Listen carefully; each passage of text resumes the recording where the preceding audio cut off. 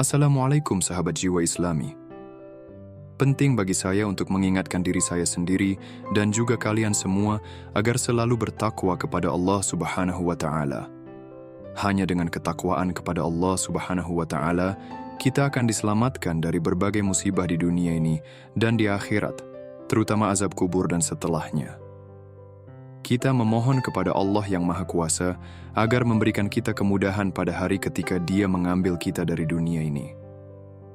Saudara-saudariku, kita diciptakan di dunia ini bukan untuk sekadar mencapai segala keinginan dan hawa nafsu kita, tetapi untuk mengikuti rencana Allah Subhanahu wa Ta'ala. Dengan demikian, ketika kita tiba di surga, barulah kita dapat memperoleh segala yang kita inginkan.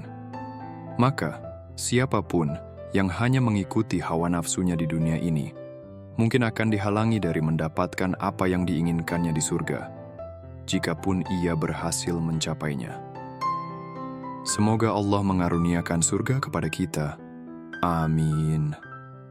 Namun, penting bagi kita untuk memahami bahwa mereka yang menahan diri dari mengikuti hawa nafsu yang bertentangan dengan apa yang telah Allah Subhanahu wa Ta'ala tetapkan, ada kabar gembira bagi mereka, yaitu kebahagiaan dan kenikmatan yang abadi.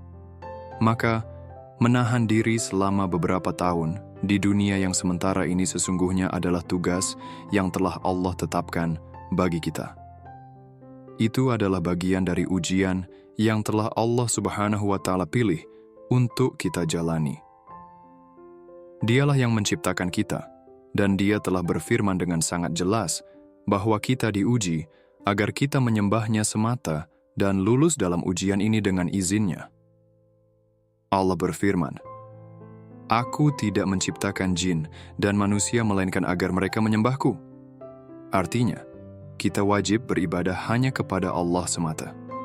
Kita hanya akan menyembahnya, tidak kepada selainnya, tidak kepada batu atau kayu, tidak kepada manusia, tidak kepada wali, dan tidak kepada kuburan. Kita hanya menyembah Allah.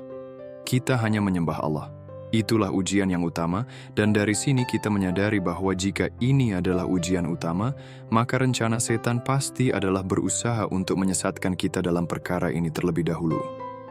Inilah mengapa sangat penting bagi kita untuk mengevaluasi diri kita setiap hari. Siapa yang aku sembah? Apakah aku menyembah Sang Penciptaku semata, atau aku menyembah makhluk-makhluk lainnya? Apakah aku menyembah hartaku? Apakah aku menyembah anak-anakku, keluargaku? Siapa yang sebenarnya aku sembah? Ibadah hanyalah untuk Dia yang menciptakan aku, Dia yang menciptakanmu. Semoga Dia mengaruniakan kebaikan dan ampunan kepada kita, amin. Semoga Dia juga mengaruniakan keteguhan hati kepada kita dalam menjalani hidup ini. Allah Subhanahu wa Ta'ala telah menjelaskan dengan sangat jelas bahwa kita tidak akan selalu mendapatkan semua yang kita inginkan. Jika aku menginginkan sesuatu, Allah tidak menjamin bahwa aku pasti akan memilikinya di dunia ini. Sebagai bagian dari iman, kita harus tunduk pada takdir yang telah Allah tetapkan, baik itu sesuatu yang sesuai dengan harapan kita ataupun yang tidak. Kita juga harus memahami bahwa Al-Qadr, takdir, adalah bagian dari iman kita. Sebagai contoh, jika sesuatu terjadi yang tidak kita inginkan, ujian sesungguhnya adalah bagaimana reaksiku terhadapnya? Bagaimana perasaanku terhadapnya? Apakah aku menerima ketetapan Allah Subhanahu wa Ta'ala dengan lapang dada? Apakah aku memahami bahwa ini adalah kesempatan untuk mendekatkan diri kepada Allah Subhanahu wa Ta'ala? Saya berikan beberapa contoh umum. Pertama, terkadang seseorang ingin mendapatkan kekayaan yang melimpah. Masya Allah, ia mendapatkan pekerjaan dan mulai bekerja. Setelah beberapa waktu, ia kehilangan pekerjaannya dan mengalami kerugian besar. Terkadang seseorang kehilangan banyak harta karena kebakaran atau karena kecelakaan yang menyebabkan seseorang meninggal dunia. Itu bukanlah suatu kebetulan. Semua itu sudah menjadi bagian dari rencana Allah Subhanahu wa Ta'ala. Allah Subhanahu wa Ta'ala tidak pernah menjanjikan bahwa seseorang dengan kualifikasi tinggi pasti akan menjadi kaya. Ada orang yang memiliki kualifikasi tinggi tetapi tidak bisa mendapatkan pekerjaan. Ada orang yang memiliki banyak uang tetapi tidak memiliki kebahagiaan. Ada orang yang memiliki kekayaan tetapi tidak memiliki kesehatan. Ada orang yang memiliki rumah mewah tetapi anak-anak mereka mungkin tidak taat kepadanya. Semua ujian dari Allah Subhanahu wa Ta'ala ini seharusnya menjadikan kita pribadi yang lebih baik. Salah satu ketetapan Allah adalah bahwa ujian-ujian ini akan mendekatkan kita kepadanya, bukan menjauhkan kita. Tetapi terkadang manusia mengalami kehilangan. Misalnya, ujian yang sudah lama berusaha untuk dicapai. Kamu mengikuti ujian sekali, 2 kali, 3 kali, dan terus gagal. Ingatlah, itu adalah rencana Allah Subhanahu wa Ta'ala untukmu.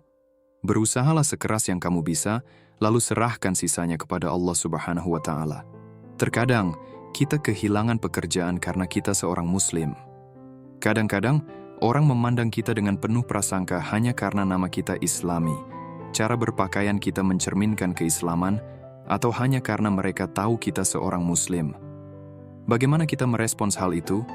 Apakah kita menjadi brutal? Apakah kita bertindak dengan cara yang tidak mencerminkan Islam dan kaum muslimin?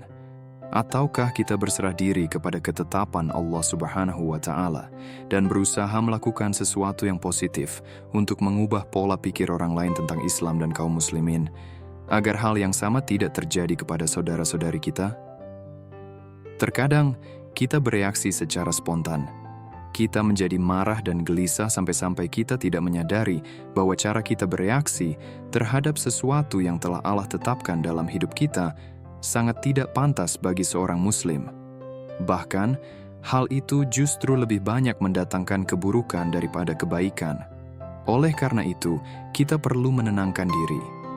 Kita harus memastikan bahwa kita merenungkan dengan akal sehat kembali kepada sunnah Nabi Muhammad SAW dan belajar dari sunnah beliau, bagaimana ketenangannya, bagaimana beliau merespons berbagai peristiwa yang terjadi dalam hidupnya. Beliau kehilangan anak-anaknya. Bagaimana beliau merespons? Beliau kehilangan harta benda. Bagaimana beliau merespons? Beliau menghadapi orang-orang yang datang untuk memeranginya. Bagaimana beliau merespons? Semoga Allah Subhanahu wa Ta'ala memberikan kita keteguhan dan kebaikan. Jadi, penting bagi kita untuk menyadari bahwa dalam hidup ini, semakin besar cinta Allah kepadamu, semakin besar pula ujian yang akan Dia berikan. Sebagaimana hadits Nabi Muhammad SAW, jika Allah mencintai seorang hamba, maka Dia akan mengujinya, dan Dia akan mengujinya lebih banyak, karena semakin besar ujian, semakin besar pula pahalanya.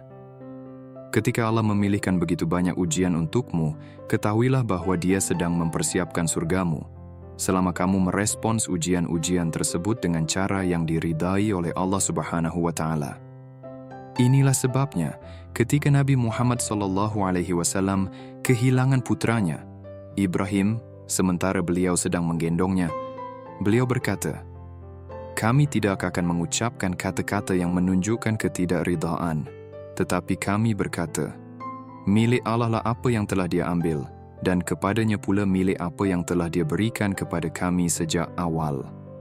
Semoga Allah Subhanahu wa Ta'ala memberikan pelajaran berharga dari peristiwa itu kepada kita. Saudara-saudariku, dalam kehidupan ini, ada orang yang sangat ingin menikahi seseorang, sampai-sampai mereka menutup mata terhadap segala kemungkinan lain. Ketika mereka tidak bisa menikah dengan orang tersebut, mereka menjadi depresi dan merasa seakan kehilangan segalanya. Namun mereka tidak menyadari, subhanallah, mungkin Allah tidak merencanakan itu untuk mereka. Mungkin ujian mereka adalah untuk menerima ketetapan Allah Subhanahu wa Ta'ala. Mungkin mereka tidak mendapatkan apa yang mereka inginkan di dunia ini, tetapi Allah mengetahui bahwa mereka akan mendapatkan apa yang mereka inginkan di akhirat, jika mereka berserah diri kepada ketetapannya. Di dunia ini, banyak orang yang merasa tidak bahagia, padahal mereka adalah Muslim. Padahal, keduanya tidak bisa berjalan beriringan. Jika kamu seorang Muslim, kamu seharusnya bahagia. Jika kamu merasa tidak bahagia, maka ada sesuatu yang salah dengan imanmu. Karena Nabi Muhammad SAW telah menyampaikan kepada kita dalam sebuah hadits yang begitu indah, yang seharusnya kita hafalkan. Sungguh menakjubkan perkara seorang mukmin. Semua urusannya adalah kebaikan baginya. Jika ia mendapatkan kebaikan, ia bersyukur, maka itu baik baginya. Jika ia ditimpa kesulitan atau tidak mendapatkan sesuatu sesuai dengan keinginannya, ia bersabar. Ia memahami bahwa itu adalah ujian dari Allah dan ia memahami hakikat kehidupan dunia ini. Dunia ini sifatnya adalah bahwa aku tidak akan pernah mendapatkan setiap hal yang aku inginkan. Dari 100 keinginan, mungkin aku hanya mendapatkan 10 atau 20. Aku bersyukur kepada Allah atas itu. Sementara 80 keinginan lainnya, atau bahkan lebih banyak lagi, akan aku dapatkan di akhirat, di surga. Tetapi aku harus berserah diri kepada apa yang Allah tidak berikan kepadaku di dunia ini, berserah kepada ketetapannya, agar aku bisa mendapatkannya di akhirat nanti. Hal ini sangat penting, karena terlalu banyak orang yang menderita. Sebab lemahnya iman membuat kita tidak memahami rencana Allah Subhanahu wa Ta'ala untuk kita. Bahkan, terkadang kita tidak tahu bagaimana harus merespon segala sesuatu yang terjadi di sekitar kita. Semoga Allah Subhanahu wa Ta'ala menganugerahkan kita ilmu yang benar. Semoga Dia menjadikan kita termasuk orang-orang yang saling mencintai karena Allah Subhanahu wa Ta'ala. Hari ini, kita ingin orang lain berpikir persis seperti kita. Jika tidak, orang itu dianggap bukan Muslim. Orang itu sesat, orang itu begini, orang itu begitu. Padahal tidak ada dua orang yang berpikir dengan cara yang sama. Itulah yang tidak kita pahami. Ya, kita seharusnya berdiskusi ketika mengajak orang menuju kebenaran, menuju apa yang telah Allah wahyukan. Kita berdiskusi, insya Allah, berdasarkan ilmu yang benar. Dan pada saat yang sama, kita menyadari serta memahami bahwa diizinkannya diskusi semacam itu adalah nikmat dari Allah. Tetapi jika kita hanya diajarkan untuk memberi label dan mengatakan, jauhilah orang ini karena matanya sedikit berbeda dari mataku, maka pada akhirnya kita hanya akan menyebarkan kehancuran total di dalam umat. Karena kita akan memecah belah diri kita sendiri menjadi kelompok-kelompok kecil, tanpa memahami bahwa kita adalah bagian dari satu umat yang besar. Kita akan selalu mendiskusikan perkara dengan ilmu yang benar. Dan kita akan selalu berusaha untuk menyatukan diri dengan tetap mengingat bahwa perbedaan pendapat sudah ada sejak zaman para sahabat hingga saat ini. Semoga Allah Subhanahu wa Ta'ala memberkahi kita. Penting bagi saya untuk meluangkan waktu sejenak untuk menyebutkan tentang pengorbanan dalam Islam.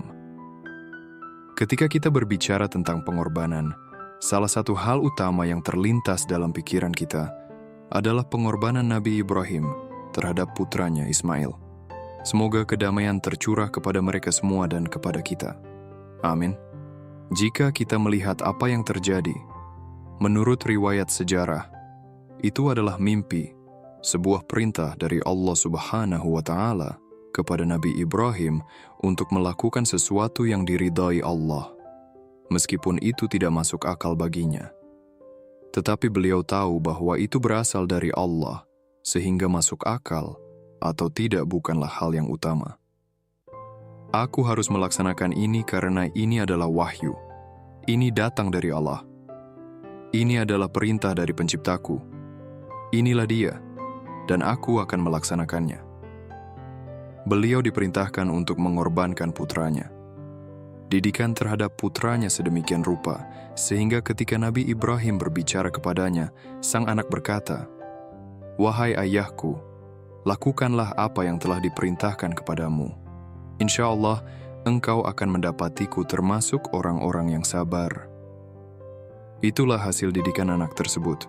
Semoga Allah Subhanahu wa Ta'ala menolong kita dalam memberikan pendidikan yang serupa kepada anak-anak kita, sehingga ketika ketetapan Allah disampaikan kepada mereka, mereka tidak merasa sulit untuk berserah diri kepadanya.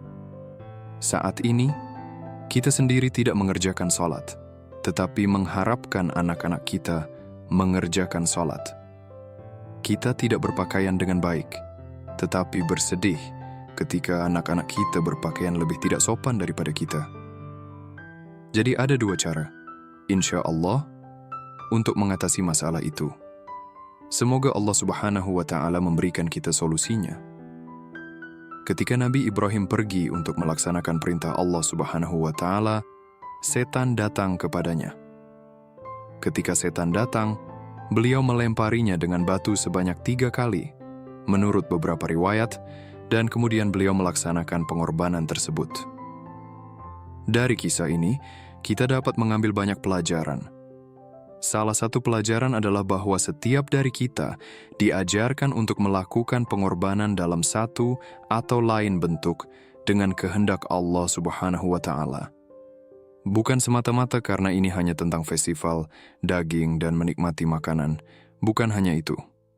Subhanallah, perayaan ini adalah atas dasar ketaatan kepada Allah Subhanahu wa Ta'ala dan atas meletakkan pisau antara kita dan segala sesuatu yang menghalangi kita dari mendapatkan keridhaan Allah Subhanahu wa Ta'ala. Izinkan saya memberi contoh. Apa gunanya seseorang mengorbankan seekor domba saat Idul Adha, tetapi dia belum meletakkan pisau untuk mengakhiri perbuatan zina yang telah dia lakukan selama 10 tahun terakhir? Apa gunanya? Apa pengorbananmu? Apa yang telah kamu hentikan demi meraih keridhaan Allah Subhanahu wa Ta'ala dari dosa yang kamu lakukan? Seseorang berbohong setiap hari, tetapi dia ingin menyembelih hewan kurban dan berkata, "Nikmati dagingnya." Tetapi saudaraku, pengorbananmu adalah menghentikan kebohonganmu. Beberapa orang berbicara kasar kepada anggota keluarga mereka. Mereka tidak memiliki cara komunikasi yang baik. Mereka berbicara kepada istri mereka, atau kadang-kadang kepada suami, anak-anak, orang tua, atau mertua, dengan cara yang begitu kasar, sehingga mereka hanya akan menyenangkan setan. Namun, mereka akan datang kepadamu saat Idul Adha. Subhanallah. Idul Adha bukan hanya tentang saling memberi salam. Tidak. Ini adalah masalah yang jauh lebih besar. Ini tentang pengembangan diri. Kamu merayakan atas fakta bahwa kamu telah mengorbankan sesuatu yang tidak diridai oleh Allah Subhanahu wa Ta'ala. Atau, ketika datang perintah dari Allah Subhanahu wa Ta'ala, kamu memastikan bahwa apapun yang terjadi, kamu menaati perintah tersebut. Semoga Allah Subhanahu wa Ta'ala menganugerahkan kebaikan kepada kita. Ada orang yang tidak bisa melepaskan diri dari kecanduan pornografi, tetapi ketika tiba saatnya berkurban, mereka dengan cepat menyembelih kambing dan berkata, "Kamu tahu, kami mengirim 20 hewan kurban ke Bangladesh, 50 ke India, dan 500 lainnya ke Afrika." Masya Allah, itu sangat luar biasa. Tetapi apa yang telah kamu lakukan terhadap hewan dalam dirimu? Kamu belum menyembelihnya. Bagaimana dengan kecanduan pornografi yang begitu mengikatmu? Hentikan itu, saudara-saudariku. Hentikan dan lihatlah bagaimana kamu akan benar-benar menikmati makna pengorbanan. Kamu mengorbankan sesuatu demi meraih keridhaan Allah Subhanahu wa Ta'ala. Beberapa orang memiliki keterikatan yang tidak sehat terhadap harta haram yang bukan miliknya. Mereka ingin merampas kekayaan melalui perampokan atau penipuan, lalu merasa bangga dengan itu. Saudara, saya orang yang sangat kaya. Bagaimana kamu mendapatkan uang itu? Jika kamu memperolehnya dengan cara halal, alhamdulillah, kami ikut bahagia untukmu. Jika tidak, hentikan. Harta itu tidak akan membawa kebaikan apapun. Jika kita tidak siap untuk meninggalkannya, maka, subhanallah, bagaimana kita akan mendapatkan keridhaan Allah Subhanahu wa Ta'ala? Inilah salah satu sudut pandang tentang pengorbanan. Sudut pandang. Apa yang saya siap korbankan untuk meraih keridaan Allah Subhanahu wa Ta'ala? Di satu sisi, Nabi Ibrahim alaihi salam diperintahkan untuk melakukan sesuatu yang tidak masuk akal baginya dan juga tidak akan pernah masuk akal bagi kita. Bayangkan diminta mengorbankan anak sendiri, apakah itu bisa masuk akal bagimu? Tidak. Apakah itu masuk akal bagi Ibrahim? Tidak. Tetapi pertanyaan itu tidak pernah muncul karena dia tahu dari mana perintah itu berasal. Begitu Allah mengatakan, "Lakukan ini." Dia menjawab, "Kami mendengar dan kami menaati." Sementara itu, kita hanya diperintahkan untuk melakukan hal-hal yang jauh lebih ringan. Tidak ada yang meminta kita mengorbankan anak-anak kita atau melakukan sesuatu yang kejam demi meraih keridaan Allah. Tidak. Tetapi bahkan untuk hal-hal kecil dalam hidup kita, kita tidak mau memperhatikannya. Lalu, bagaimana mungkin kita bisa mengorbankannya dan meninggalkannya demi Allah Subhanahu wa Ta'ala? Saya harap beberapa kata motivasi ini dapat membantu saya dan juga kamu. Pertama, kita perlu melihat ke dalam diri kita sendiri. Di mana saya melakukan kesalahan? Bagaimana cara saya bekerja? Bagaimana cara saya berbicara kepada rekan kerja saya? Beberapa dari kita tidak bisa sholat. Kenapa? Karena kita malas, kita ingin tidur, atau kita berkata, waktunya aneh. Beberapa dari kita tidak ingin berpakaian dengan sopan. Beberapa dari kita memiliki hubungan haram dengan lawan jenis dalam cara yang kita tahu merugikan diri kita sendiri, keluarga kita, dan kesejahteraan kita. Tetapi kita tetap tidak bisa mengakhirinya. Dan setiap tahun kita menyaksikan perayaan ini. Apa maknanya? Maknanya adalah pengorbanan. Ini tentang meninggalkan apa yang tidak diridai Allah Subhanahu wa Ta'ala dan memaksakan diri untuk melakukan apa yang diridainya, seperti sholat, kejujuran, dan cara berpakaian kita. Ayo, kita bisa jauh lebih baik dalam cara kita berpakaian. Cara kita menampilkan diri ketika memasuki rumah Allah itu penting. Saudara-saudariku, kita perlu belajar sesuatu. Kita tersenyum satu sama lain karena Allah. Karena kita berbagi syahadat yang sama. Aku tidak perlu masuk ke rumah Allah lalu memandang orang lain dengan tatapan seolah berkata, "Apa yang kamu lakukan di sini, saudaraku?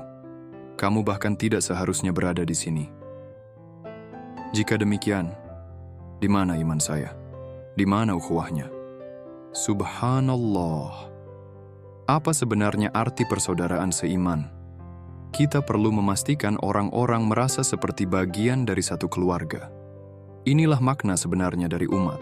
Kita akan memiliki perbedaan dan kita akan selalu memiliki perbedaan. Tetapi saudara-saudariku, ingatlah, perbedaan tersebut harus dibahas dengan ilmu dan dengan cara yang menunjukkan bahwa niat saya bukan untuk menghakimi orang, tetapi untuk mendidik mereka. Untuk membawa mereka lebih dekat kepada kebenaran, dan untuk melakukannya mungkin butuh waktu yang lama. Memerlukan banyak usaha, energi, dedikasi, dan strategi, sungguh banyak. Tetapi kita ini tidak sabar, saudara-saudariku. Harus dengan cara saya, atau tidak sama sekali. Seperti yang sering dikatakan, semoga Allah Subhanahu wa Ta'ala melindungi kita. Saudara-saudariku, ada dua hal yang disebutkan dalam ceramah hari ini, dan saya harap kita bisa mengingatnya. Pertama, penting bagi kita untuk menyadari ujian dari Allah Subhanahu wa Ta'ala. Kita tidak akan pernah mendapatkan segala yang kita inginkan di dunia ini, karena Allah telah menyediakan surga di mana kita akan diberikan apa yang kita inginkan. Harapkan ujian dalam hidupmu. Suatu hari, kesehatanmu akan menurun. Suatu hari, kamu akan mengalami kerugian dalam harta. Suatu hari, kamu akan kehilangan orang-orang tercinta karena semua orang pasti akan pergi. Suatu hari, kamu akan menjadi tua dan tidak mampu berjalan lagi. Suatu hari, kamu harus bersiap menghadapi kematian karena itu sudah dekat. Mungkin kamu akan melihat kembali hidupmu dan menyesal. Saat aku punya tenaga, Aku menggunakannya untuk berzina. Aku menggunakannya untuk pornografi. Saat aku bisa melihat, aku melihat hal-hal yang kotor. Saat aku bisa mengetik, aku mengetik kata-kata yang paling buruk. Sekarang aku sudah tua, apa yang bisa aku lakukan? Ingatlah, jika kamu telah mencapai usia tua, kamu sangat beruntung. Pintu taubat masih terbuka. Tetapi orang yang merugi adalah yang mencapai kematian, tetapi belum juga bertaubat kepada Allah Subhanahu wa Ta'ala. Jadi saudara-saudariku, kita memohon kepada Allah Subhanahu wa Ta'ala untuk membantu kita melewati ujian-ujian kita dan menjadikan kita di antara mereka yang ketika ujian datang dapat menerimanya dengan lapang dada. Memohon kepada Allah agar membantu kita melewati ujian tersebut dan memohon kepadanya agar tidak menguji kita dengan cobaan yang terlalu berat untuk kita tanggung. Poin kedua yang saya sebutkan adalah belajar dari pengorbanan Nabi Ibrahim. Jika beliau bisa meletakkan pisau pada sesuatu demi meraih keridaan Allah Subhanahu wa Ta'ala, dan itu digantikan dengan seekor domba seperti yang kita ketahui, maka kita harus memahami bahwa apa yang diminta kepada kita jauh lebih mudah, jauh lebih ringan. Namun, kita malah sering ragu-ragu, kita sering bimbang. Bahkan untuk mengorbankan hal-hal kecil saja demi meraih keridaan Allah Subhanahu wa Ta'ala, kita tidak mampu. Saya berharap dan berdoa agar kita bisa menjadi orang yang lebih baik. Saya berharap dan berdoa agar kita bisa menjadi aset bagi komunitas dan masyarakat kita. Dimulai dari keluarga kita sendiri dan anggota keluarga kita. Semoga Allah Subhanahu wa Ta'ala memberkahi kita. Wassalamualaikum warahmatullahi wabarakatuh.